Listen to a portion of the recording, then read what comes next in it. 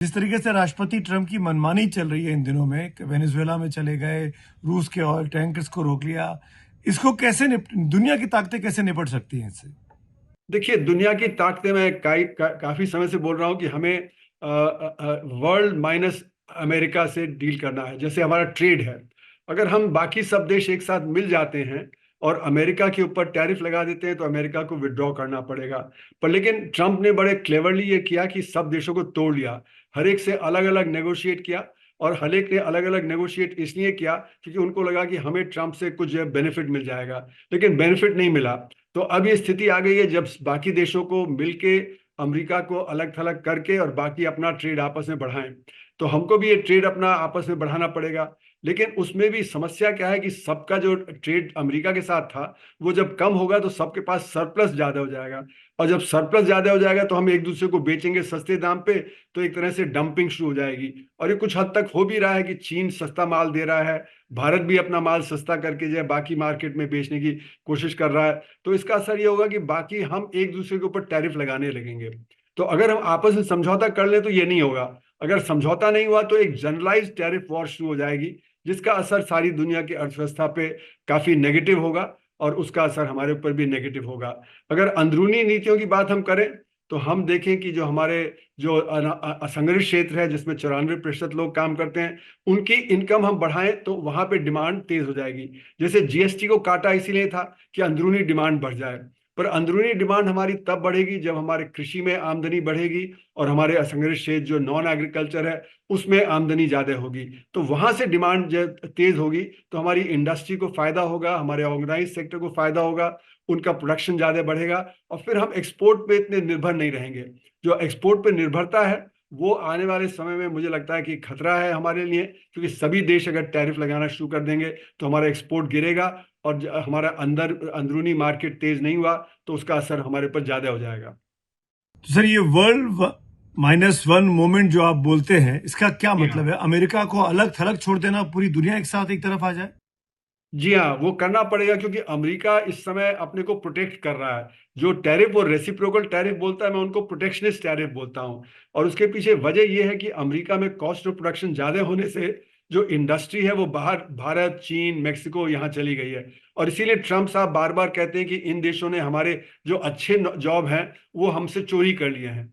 तो उसके पीछे वजह यह है कि अमेरिका में जो मिनिमम वेज होती है वो $60 प्रति घंटा होती है, प्रतिदिन नहीं, प्रति घंटा। और काफी राज्यों में तो $15-16 होती है और खासकर ऑटोमोबाइल सेक्टर वगैरह में तो $25-30 होती है। तो यानी कि वहां का एक वर्कर एक दिन में इतना कमा लेता है जितना भारत का वर्कर 2 महीने में कमाता है, या चीन का वर्कर 1 महीने में कमाता है। तो इसलिए हमारा जो माल है वो उनसे सस्ता होता है। इसीलिए एमएनसी ने जो अपना प्रोडक्शन जो है सारी दुनिया में फैला दिया, जहां जहां सस्ता प्रोड्यूस कर सकते थे, इसीलिए वहां से अच्छी नौकरियां बाहर चली गई। तो अब वो अमेरिका अगर वो दोबारा वापस लाना चाहता है और वहां पे मिनिमम वेज इतनी तेज है तो उनको प्रोटेक्ट करना पड़ेगा। तो वो टैरिफ जो उन्होंने लगाए वो प्रोटेक्शनिस्ट टैरिफ थे, वो रेसिप्रोकल टैरिफ नहीं थे। और 500% तो और भी ज्यादा पीनल टैरिफ हो गया। 50% भी पीनल टैरिफ था, 500% और ज्यादा पीनल टैरिफ हो गया है। तो इसलिए मेरा मानना है कि सारी दुनिया को बाकी मिलके या अमेरिका को अलग थलग करते हुए आपस में ट्रेड बढ़ाना चाहिए, उसके लिए नेगोशिएशन करना चाहिए। चीन और ईयू और जापान को और भारत को इसमें पहल लेनी चाहिए और हम अपने इंटरनल मार्केट को बढ़ाएं जिससे हमारी एक्सपोर्ट पर निर्भरता और कम हो जाए। आज एक बयान आया है कॉमर्स सेक्रेटरी का, और ये कह रहे हैं कि भारत ने क्योंकि फोन नहीं किया, ट्रंप से बात नहीं की प्रधानमंत्री मोदी। बिल्कुल मनमानी है। देखिए, आज ट्रंप साहब तो बिल्कुल राजा की तरह बिहेव कर रहे हैं। वो कह रहे हैं कि ग्रीनलैंड ले लेंगे, वेनेजुएला का जो राष्ट्रपति को जो उठा लिया, रेसिप्रोकल टैरिफ के नाम पे उन्होंने प्रोटेक्शनिस्ट टैरिफ लगा दिए।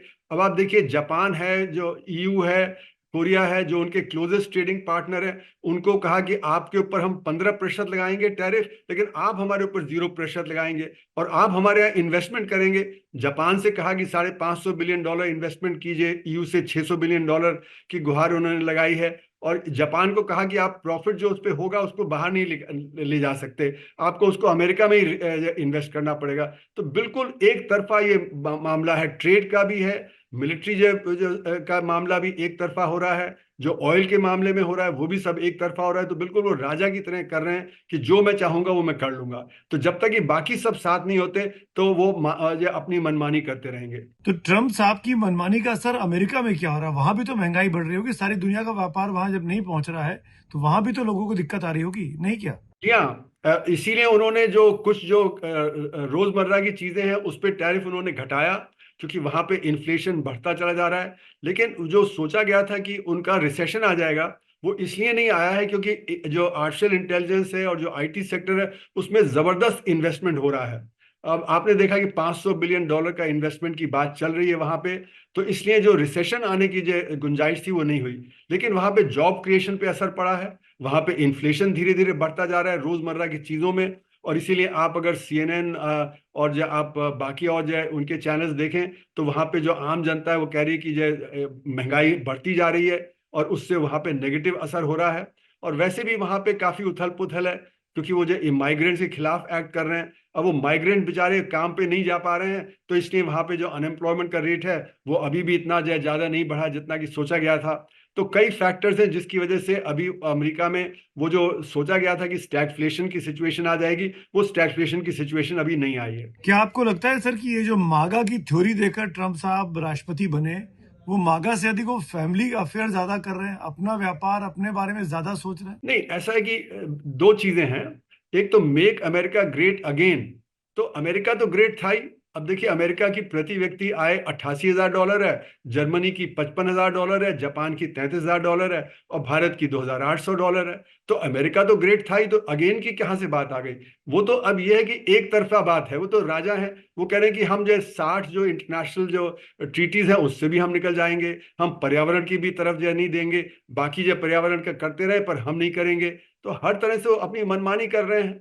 तो वो वहां पे जो सिचुएशन है, वो क्योंकि जो वर्कर था उसके जो जॉब चले गए, अच्छे जॉब चले गए, उसको सर्विसेज सेक्टर में छोटे मोटे काम करने पड़ रहे थे, उनको जो उकसाने के लिए उन्होंने मेक अमेरिका ग्रेट अगेन कर दिया। क्योंकि जो वर्कर था वो परेशान था। अब रस्ट बेल्ट है वहां पे, जैसे पिट्सबर्ग में लोहा था और जो कोयला वगैरह था वो जो रुक गया क्योंकि वो बाहर चला गया। जो डिट्रॉइट वगैरह में कारें थी वो बाहर चली गई। तो अब वो कोशिश कर रहे हैं कि भाई इन वर्कर्स को अपने साथ रखें। तो इसलिए वो मेक अमेरिका ग्रेट अगेन की बात है कि भाई हम अमेरिकन इंटरेस्ट को ही देखेंगे। ये उनका मतलब है मेक अमेरिका ग्रेट अगेन का। लेकिन मेक अमेरिका ग्रेट अगेन में जैसे मैंने कहा, अगेन की तो कोई बात ही नहीं है। वो तो ऑलरेडी मतलब उनकी प्रति व्यक्ति आय ज्यादा थी। और उसके पीछे वजह क्या है? हम सस्ता माल, चीन सस्ता माल दे रहा है, भारत सस्ता माल दे रहा है और तीसरी दुनिया के देश। तो वहां पे जो लिविंग स्टैंडर्ड है वो अपनी जो उनकी क्षमता थी उससे ज्यादा है, क्योंकि हम उनको सस्ता माल सप्लाई कर रहे हैं। हमारे वर्कर्स हम एक्सप्लॉइट करके उनको सस्ता माल दे रहे हैं। तो अब जो वो कह रहे हैं वो यही है कि भाई देखो, मैं तो सब अमेरिका के हित में कर रहा हूं और मुझे सपोर्ट करते रहो। क्या आपको लगता है कि ट्रम्प साहब की पॉपुलैरिटी पर भी इन फैसलों का असर पड़ रहा होगा? वो और ज्यादा पॉपुलर हो रहे होंगे कि अपने देश में, या नेगेटिव असर होगा? देखिए, वो जब ये सब करते हैं, जैसे वेनेजुएला पे अटैक किया, तो उससे वहां की जनता को लगा देखो कितना अच्छा मिलिट्री ने कर दिया। वो रूस के ऊपर कह रहे हैं कि हम जो ऑयल टैंकर्स पे कब्जा कर लेंगे। तो ये सारी चीजें एक तरह से पॉपुलिस्ट मेजर्स हैं। लेकिन मेरा मानना है कि जैसे से इन्फ्लेशन तेज होगा और वहां पे रोजगार पे असर पड़ेगा, जो अभी असर पड़ रहा है, तो फिर उनकी पॉपुलैरिटी धीरे धीरे कम होगी। और जो CNN वगैरह में आता है कि जो रेटिंग है उनकी, वो तो 35-36% ही है। जो मतलब सॉलिडली मांगा था वही सपोर्ट कर रहा है, बाकी जो बीच के लोग थे वो सपोर्ट नहीं कर रहे। तो इसलिए खतरा ये है कि अभी जो नवंबर में जो आएंगे मिड टर्म इलेक्शन, उनमें उनको धक्का लग सकता है। क्या ये जो वेनेजुएला पे अटैक हुआ, ईरान में इस वक्त टर्मोइल चल रहा है, वो ग्रीनलैंड के बारे में बोल रहे हैं, कोलंबिया के बारे में बोल रहे हैं, आपको लगता है कि दुनिया क्या बड़े युद्ध की तरफ आगे जा रही है, जिसमें रूस और चीन एक तरफ होंगे और अमेरिका एक तरफ होगा? देखिए, ये जो मेरा मानना है कि सेकेंड कोल्ड वॉर शुरू हो गई थी यूक्रेन के युद्ध के बाद, 3.5 साल, 3.25 साल पहले। उसमें चीन और रूस और ईरान और नॉर्थ कोरिया ये एक साथ रहने वाले थे। अमेरिका और EU और जो जापान और साउथ कोरिया ये एक तरफ रहने वाले थे। तो एक तरह से नई कोल्ड वॉर तो शुरू हो ही गई थी, जो ट्रंप साहब ने या ट्रंप साहब के आने के पहले ही बाइडेन ने रोक लगा दी थी कि चीन को जो चिप्स हैं, हाई कैलिबर चिप्स हैं, जिनकी क्षमता बहुत ज़्यादा है, उस पर रोक लगा ली थी। और फिर उन्होंने जो वहाँ पे सॉफ्टवेयर पर्सनल थे जो अमेरिकन जो चीन में, उनको वापस बुला लिया था। तो कोशिश है कि चीन को रोका जाए, सोवियत यूनियन को रोका जाए। लेकिन अभी ये जो उन्होंने ट्रंप साहब ने किया है, जैसे ग्रीनलैंड, उस पर उनको ईयू की सपोर्ट नहीं मिलेगी। फिर जैसे कि उन्होंने टैरिफ लगाए, तो टैरिफ पे भी लोग नाराज हैं। तो मेरा मानना है कि जो अमेरिका को लीड देनी चाहिए थी एक वो वेस्टर्न ब्लॉक को, वो शायद नहीं होगी। वहां पे आपस में परेशानी होगी। उन्होंने कनाडा से भी जो मतलब जो एक तरह से कहा जाए तो दुश्मनी मोल ले ली, मेक्सिको से भी दुश्मनी, और बल्कि यहाँ तक वो कह रहे हैं कि मेक्सिको में भी वो कर सकते हैं जो वेनेजुएला में कर रहे हैं। तो ट्रंप साहब अमेरिका को अलग थलग कर दे रहे हैं। तो इसलिए वहां पे जो वेस्टर्न ब्लॉक है उसमें मुझे लगता है कि कुछ टूट हो सकती है।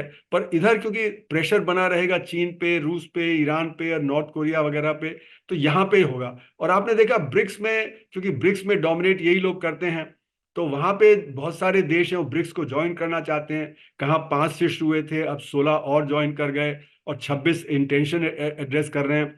तो एक तरह से ये उथल पुथल का समय है, और किस तरह से ये शीत युद्ध चलेगा ये आगे आने वाला समय बताएगा।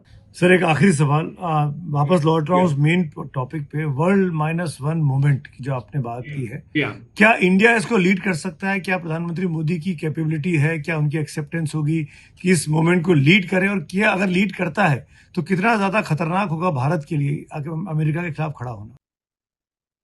देखिए, हम लोग लीड नहीं कर पाएंगे क्योंकि हमारी स्ट्रेटेजिक ऑटोनॉमी डेंट हो गई है। हम चीन, रूस और अमेरिका के बीच में फंसे हुए हैं। हम चीन से हमारा $100 बिलियन का ट्रेड डेफिसिट है, क्योंकि वो हाई टेक्नोलॉजी आइटम भी सप्लाई करते हैं, लो टेक्नोलॉजी आइटम भी सप्लाई करते हैं।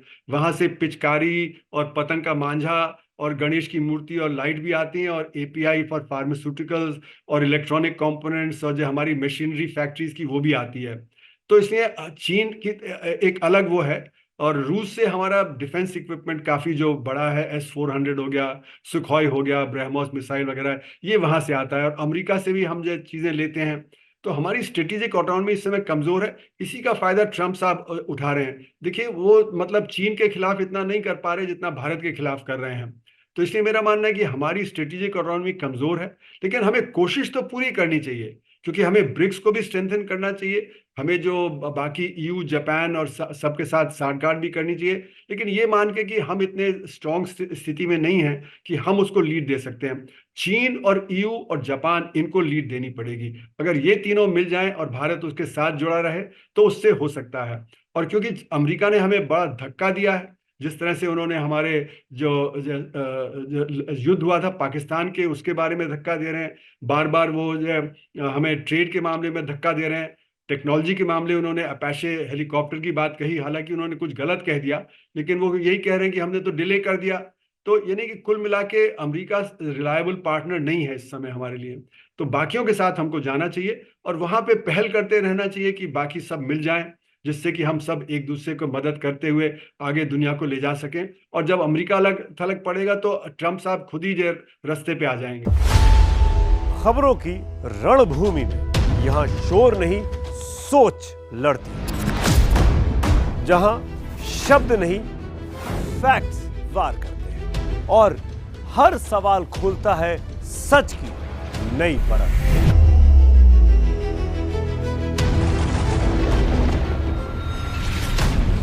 चक्रव्यूह आपके अपने सुमित अवस्थी के साथ सोमवार से शुक्रवार शाम 6:57 पर टाइम्स नाउ नव भारत पर।